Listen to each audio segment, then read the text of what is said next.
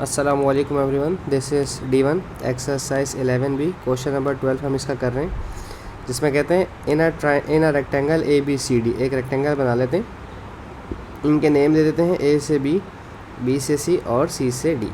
E is the mid point of AB। E जो है वो मिड पॉइंट है AB का।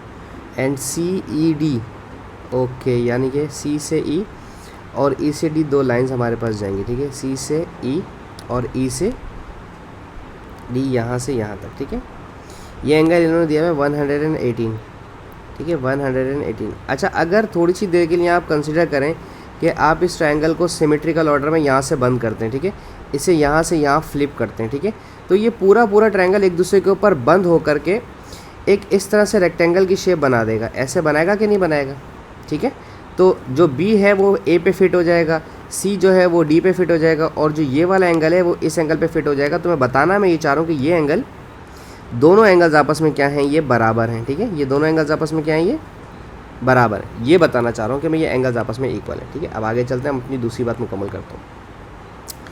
A से D और D से E, ADE मुझे चाहिए ये वाला angle ADE, this is it, ठीक है।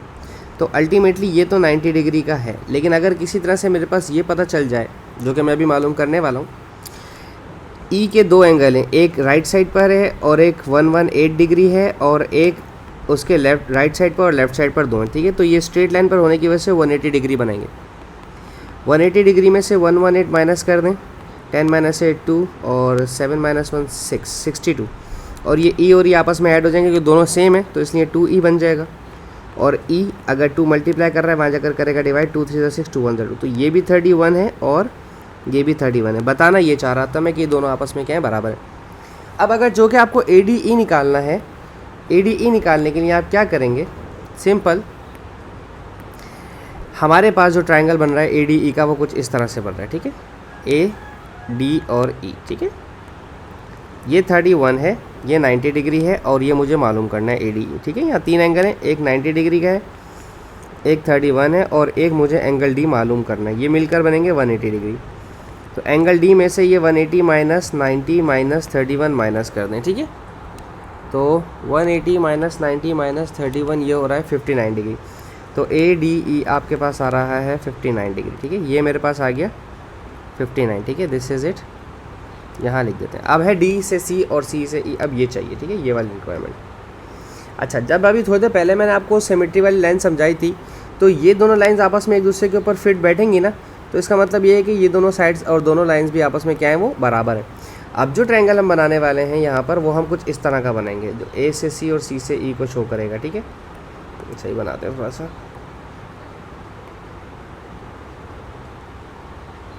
नहीं बन रहा, बनता तो है, अभी नहीं बन रहा। अच्छा चलो देखो,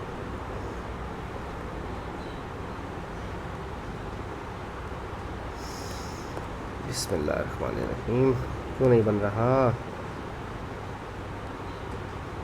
ओके, अब बन गया। DCED, D और C और E ऑलरेडी दिया हुआ है, विच इज़ 118, और ये दोनों आपस में क्या है, बराबर है, यानी कि ये दोनों आपस में क्या हो जाएंगे, इक्वल एंगल हो जाएंगे। तो आइसोसेलेस ट्रायंगल है, और आइसोसेलेस की प्रॉपर्टी क्या होती है कि 180 में से जो एक नॉन इक्वल एंगल है उसको माइनस करवा के 2 से डिवाइड करवा दें, दोनों इक्वल एंगल आ जाएंगे, ठीक है। तो 180 माइनस 118 डिवाइड बाई 2, ये आ गया 31, ठीक है। तो 31 डिग्री, तो ये जो 31 डिग्री आया वो ये आया DCE, ठीक है।